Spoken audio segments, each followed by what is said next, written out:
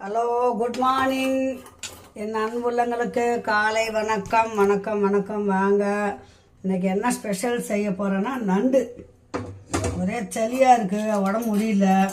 அதனால் நண்டு ரசம் வச்சுட்டு நண்டு கிரேவி பண்ண போகிறேன். வாங்க வீடியோக்குள்ளே போகலாம். இப்போ பாருங்கள் பிள்ளைங்களா, இது வந்து 1/2 கிலோ நண்டு. 4 நண்டு ஒரு சின்ன நண்டு தான் இருக்குது. இப்போ நம்ம அதுக்கு தக்கன மாதிரி மசாலா பண்ணிக்கலாம். பாருங்க, 1 ஸ்பூன் மிளகு போடுங்க,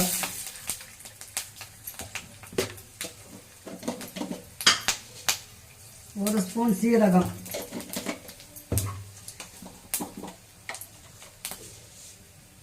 சோம்பு கொஞ்சோண்டு போடுங்க, ஒரு விரல் சைஸ் இஞ்சி, 1 கட்டி பூண்டு,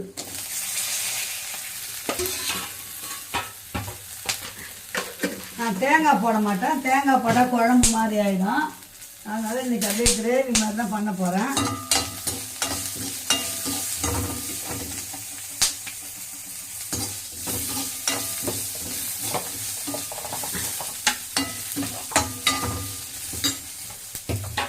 நாட்டு வெங்காயம் இல்லை, அதனால இன்றைக்கி நான் பெரிய வெங்காயம் தான் போட போகிறேன். 2 பெரிய வெங்காயம் அரிஞ்சு வச்சுக்கினேன்.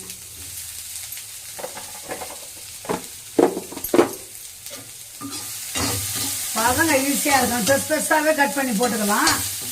நான் கொஞ்சம் வதங்கத்துக்கு ஈஸியாகும்னு பொடியை அரிஞ்சிட்டேன்.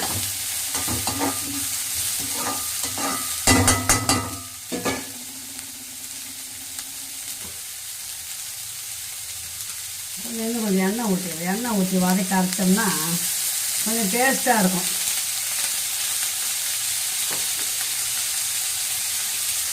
ஒரு 2 தக்காளி எடுத்து வச்சுருக்கிறேன், அதையும் போட்டுடணும்.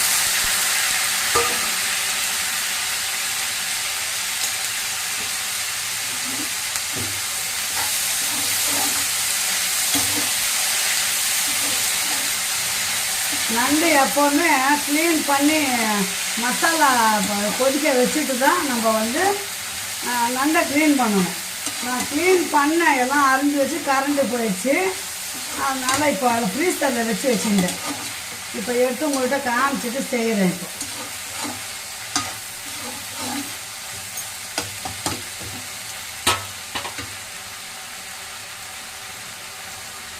இப்போ கொஞ்சம் கருவேப்பிலையும் கொத்தமல்லியும் போட்டுக்கோங்க.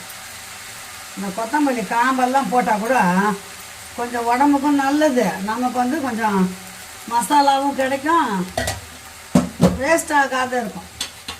நான் வேஸ்ட்டு பண்ண மாட்டேன். எந்த கருவேப்பிலை காம்பை மட்டும் போட்டுருவேன், கொத்தமல்லி காம்பெல்லாம் அரிஞ்சு குழம்புல போட்டுருவேன்.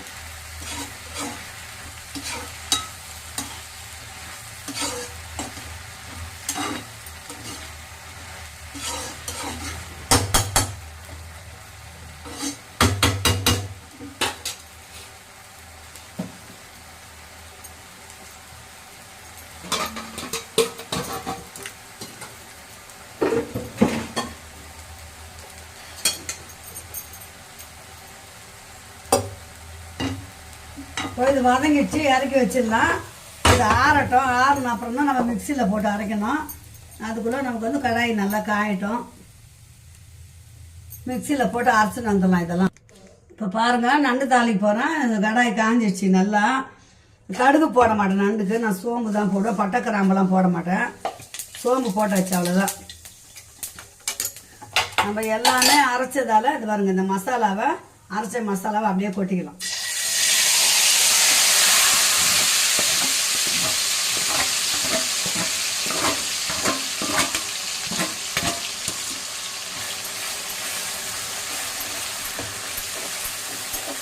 மசாலா வந்து எண்ணெயில் அப்படியே வதங்கணும்.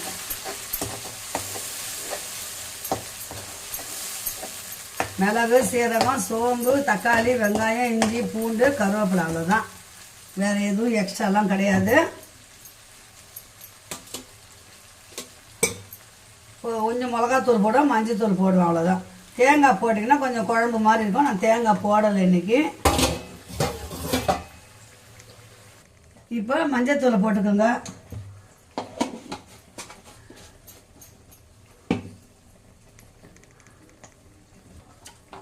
ஒரே ஸ்பூன் மிளகாத்தூள் போட்டுக்கோங்க. நம்ம மிளகு போட்டுருக்கோம் இல்லைங்களா, அதனால் மிளகாத்தூள் ரொம்ப வேண்டாம். உப்பு போட்டாச்சு. தேவையான அளவு கொஞ்சமாக தண்ணி ஊற்றிடலாம்.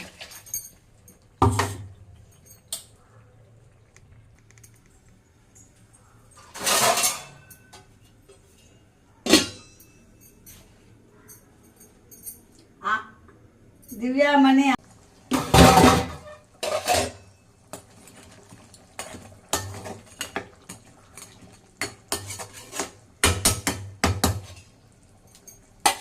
அப்படியே கொதிக்கிட்டோங்க. நல்லா மூடிடலாம். நம்ம நல்லா வேகட்டும்.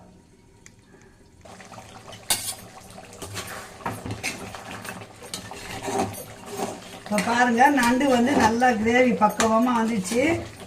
கொத்தமல்லி இந்த சமயத்தில் போட்டு இறக்கலாம். நான் வந்து கொத்தமல்லி அதிலே போட்டு அரைச்சிட்டேன். இன்னும் கொஞ்சம் கூட கொஞ்சம் டேஸ்ட்டு நல்லா இருக்கும்ன்ட்டு கொத்தமல்லி அதிலே போட்டு அரைச்சிட்டேன் நான்.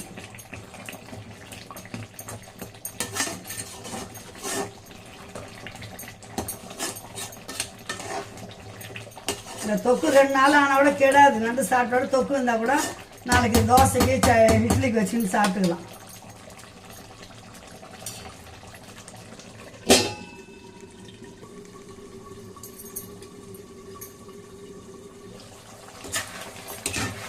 எண்ணெயே பிரிஞ்சு வந்துச்சு பாருங்க. அவ்வளோதான், நண்டு இறக்க வேண்டியது தான். இறக்கிட்டு நம்ம உலை வச்சிடுவோம். ரசம் ஏற்கனவே இருக்குது. அம்மா அவ்வளோதான் இன்றைக்கி செய்கிறது. இந்த வீடியோ இதோட முடிச்சிடலாம். மீண்டும் ஒரு அடுத்த நல்ல வீடியோ சந்திக்கலாம். பாய் செல்லுங்களா, பாய். உலை கொதிக்குது. அரிசியை போட்டுடலாம்.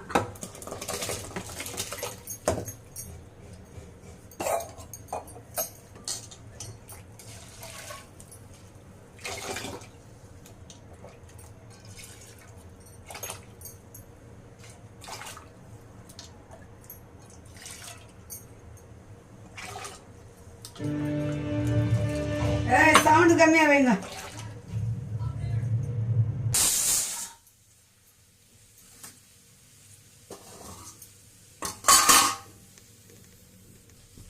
அதுதான் பிள்ளைங்களா, சாப்பாடு ஆயிடுச்சு. ரசம் அந்த பக்கம் அடுப்பில் இருக்குது.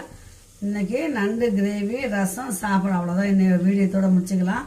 சாப்பிடும்போது சூடு ஆம்லேட் போட்டுக்கலான்னு பாய் செல்லுங்களா. மீண்டும் ஒரு அடுத்த நல்ல வீடியோ சந்திக்கலாம். பாய்.